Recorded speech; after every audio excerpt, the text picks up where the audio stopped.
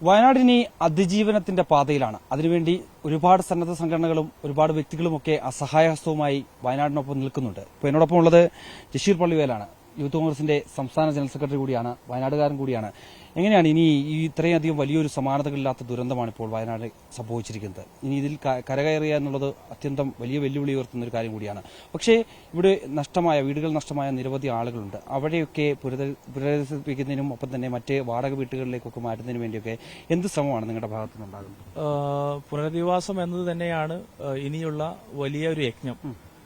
പക്ഷേ ആ പുനരധിവാസം എന്നുള്ളത് നമുക്കറിയാം, നമുക്കൊരു കൂരയാകണമെങ്കിൽ, ഒരു വീടാകണമെങ്കിൽ കൃത്യമായി ഒരു വർഷത്തിനപ്പുറത്ത് ആകുമെന്നത് നമുക്കറിയാം. പിന്നീട് നമ്മുടെ സംവിധാനങ്ങൾ, സർക്കാർ സംവിധാനങ്ങളാവട്ടെ, മറ്റുള്ള സന്നദ്ധ സംവിധാനങ്ങളാവട്ടെ, അതൊക്കെ നീണ്ട വർഷങ്ങളാകുമെന്നത് നമുക്ക് പിൽക്കാലത്തെ 2019 പുത്തുമല നേർസാക്ഷ്യമാണ്. പുത്തുമലയിലെ പുനരധിവാസം നടക്കുന്നത് 2.5 വർഷം കഴിഞ്ഞിട്ടാണ്. അന്ന് ആ 2.5 വർഷത്തിൽ പെടുന്ന ആളുകൾ, പ്രിയപ്പെട്ട പുത്തുമലയിലെ നിവാസികൾ, എന്റെ പഞ്ചായത്തിനകത്തടക്കം, ഞങ്ങളെ വീടിനടുത്തടക്കം വാടക വീടിന് വേണ്ടി അലയുന്നൊരു സാഹചര്യം ഉണ്ടായി. ക്യാമ്പ് വളരെ പെട്ടെന്ന് പിരിച്ചുവിടുന്ന ഒരു സാഹചര്യം ഉണ്ടാകും. ക്യാമ്പ് നമുക്ക് സ്കൂൾ സമയം അതിക്രമിച്ചിരിക്കുകയാണ്. ആ ക്യാമ്പിൽ നിന്നും ഇറങ്ങുന്ന ആളുകൾ യാചിച്ചുകൊണ്ട്, കൈകൂപ്പിക്കൊണ്ട് ഇനി തെരുവിലിറങ്ങാൻ പോവുകയാണ്. അവരെ പുനരധിവാസിക്കുന്നതിന് മുമ്പ് അവർക്കൊരു വാടക കൂര എന്നുള്ളൊരു സംവിധാനത്തിലേക്ക് ഗവൺമെന്റ് അടക്കം വരണം. ഇപ്പം ഞാൻ പ്രതിദാനം ചെയ്യുന്ന ഒരു ബ്ലോക്ക് പഞ്ചായത്ത് പ്രദേശത്ത് ഞങ്ങളൊരു ആശയം പ്രചരിപ്പിക്കുകയാണ്. അതായത് കൂരയാകും വരെ കൂട്ടായി എന്ന് പറയുന്ന പദ്ധതി ആവിഷ്കരിച്ചു. കഴിഞ്ഞ 2 ദിവസമായി അതിന്റെ പുറകിലാണ്. ഞാനും പ്രിയപ്പെട്ട കമറുക്ക ഉൾപ്പെടെ, എന്റെ ഭാര്യ ഉൾപ്പെടെ സാമൂഹിക പ്രവർത്തകയാണ്. അവരെ ഉൾപ്പെടെ ഞങ്ങൾ ഈ ടീം അടക്കമുണ്ട്. ആ വാടക കൂരയ്ക്ക് വേണ്ടിയിട്ട് ഒരു പദ്ധതി ആവിഷ്കരിച്ചു.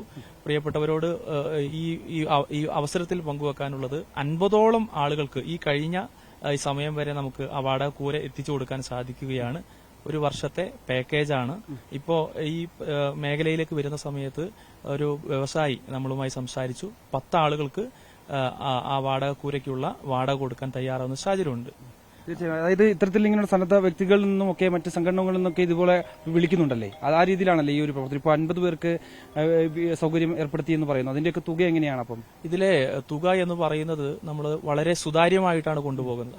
ഈ ആശയം പ്രിയപ്പെട്ട ഈ സന്നദ്ധ സംഘടനകളുടെ ഇടയിലേക്ക് എത്തിക്കുമ്പോൾ നമുക്ക് പങ്കുവെക്കാനുള്ളത്, ഇതിലെ പണമിടപാട് നമ്മുടെ കുടുംബാംഗങ്ങൾ, ദുരിതബാധിതരായ കുടുംബാംഗങ്ങളുടെ അക്കൌണ്ടിലേക്ക് പോകുന്നു. സ്പോൺസർമാര് കൃത്യമായി അവരിലേക്ക് അയക്കുന്നു. അതൊരു സുതാര്യമാണ്, അതൊരു സ്വീകാര്യമാണ്. അതോടൊപ്പം മറ്റൊരു ആശയം എന്നുള്ളത്, അല്ലെങ്കിൽ മറ്റൊരു പ്രതിബദ്ധത എന്നുള്ളത്, ഈ കുടുംബാംഗങ്ങളുമായിട്ട് എന്തായാലും സ്പോൺസർമാര് അത്യാവശ്യം സമ്പന്നരാണ് എന്ന് തന്നെയാണ് നമ്മൾ മനസ്സിലാക്കുന്നത്. സ്നേഹം കൊണ്ടും കരുണ കൊണ്ടും സമ്പത്ത് കൊണ്ടും ആ സ്പോൺസർമാര് ഈ കുടുംബങ്ങളുമായി ഒരു സൗഹൃദ അന്തരീക്ഷം ഉണ്ടാക്കിയെടുക്കുകയാണ്. ആ സൗഹൃദ അന്തരീക്ഷത്തിലൂടെ നമുക്ക് വീട് വരുന്നതിന് മുമ്പ് അവർക്ക് എല്ലാം നഷ്ടപ്പെട്ട നമ്മുടെ കുടുംബങ്ങൾക്ക് ഒരു എന്താ പറയാ, ഒരു പുതിയ പാതയിലേക്ക് തിരിച്ചു വരാനുള്ള വലിയൊരു അവസരമായിട്ടാണ് ഞങ്ങൾ ഈ ആശയം പ്രചരിപ്പിക്കുന്നത്. ഈ ആശയത്തിൽ ഞങ്ങൾ തുടക്കമിട്ടത് ഒരു 10 കുടുംബങ്ങളെ സഹായിക്കണം. അതായത് ഒരു പ്രതിമാസം 5000 രൂപയാണ് കണക്ക് കൂട്ടുന്നത്. 5000-നപ്പുറത്തുള്ള വാടക നിശ്ചയിച്ചെങ്കിൽ പോലും 60,000 രൂപയാണ് ഒരു വർഷത്തെ പാക്കേജ്. ആ ഒരു വർഷത്തെ പാക്കേജ് ഒരു കുടുംബം ഒരു സ്പോൺസർ ഏറ്റെടുക്കുമ്പോൾ നമ്മൾ മനസ്സിലാക്കണം, 10 പേരിൽ നിന്ന് തുടങ്ങി ഇന്ന് ഞങ്ങൾ 60ലേക്ക് എത്തിയിരിക്കുകയാണ്. പക്ഷേ ഇത് ഞങ്ങൾ നിർത്തുന്നില്ല. സ്വാഭാവികം വീടുകൾ കണ്ടെത്താൻ സാധ്യമായില്ലെങ്കിൽ പോലും വീടുകൾ കണ്ടെത്തുന്ന കുടുംബാംഗങ്ങൾക്ക് കൃത്യമായി ഒരു വർഷത്തെ വാടക നമ്മൾ കൊടുക്കുകയാണ്. അതായത് ഈ പഞ്ചായത്ത് കേന്ദ്രീകരിച്ച് തന്നെയാണോ ഈ വീടുകളൊക്കെ ഉള്ളത്, അതോ വയനാടിന്റെ വിവിധ ഭാഗങ്ങളിൽ നിന്നാണോ? അതായത് അതാണ് ഈ നാടിന്റെ ഒരു ഗുണം എന്ന് പറയുന്നത്. എന്റെ പഞ്ചായത്ത് മൂപ്പനാടാണ്. ഞാൻ പ്രതിദാനം ചെയ്യുന്ന എന്റെ പഞ്ചായത്തിനകത്ത് മേപ്പാടി, ഈ 2 പഞ്ചായത്ത് ഒരു സഹോദര പഞ്ചായത്ത് പോലെ മുന്നോട്ട് പോകുന്നു. ആ സംസ്കാരങ്ങളും ഐക്യമൊക്കെ അങ്ങനെ തന്നെയാണ്. ഈ 2 പഞ്ചായത്തിനകത്ത് മാത്രമാണ് അവർക്ക് മുന്നോട്ട് പോകാൻ ആഗ്രഹിക്കുന്നത്. അവരെ പുനരധിവാസം ആവശ്യപ്പെടുന്നതും അവിടെ തന്നെയാണ്. പക്ഷെ ഞങ്ങളെ പരിധിക്ക് അനുസരിച്ചുള്ള ആ പഞ്ചായത്തിനകത്ത് ആശാ വർക്കർമാര്, ഹരിത കർമ്മസേന, ഈ ആളുകളെയൊക്കെ, ഈ മിഷനറിയൊക്കെ ഉപയോഗിച്ച് ഞങ്ങൾ വീടുകൾ കണ്ടെത്തി കഴിഞ്ഞു. ആ വീടുകൾ ഇന്ന് പൂർണ്ണമായിരിക്കുകയാണ്. പക്ഷെ ഇനി മറ്റുള്ള പഞ്ചായത്തുകൾ തേടി പോകുന്ന സാഹചര്യം ഉണ്ടാവും. പക്ഷെ ആ അലച്ചിലില് അവരെ കൂടെ നിൽക്കുക എന്നത് ഒരു ഉത്തരവാദിത്തമാണ്.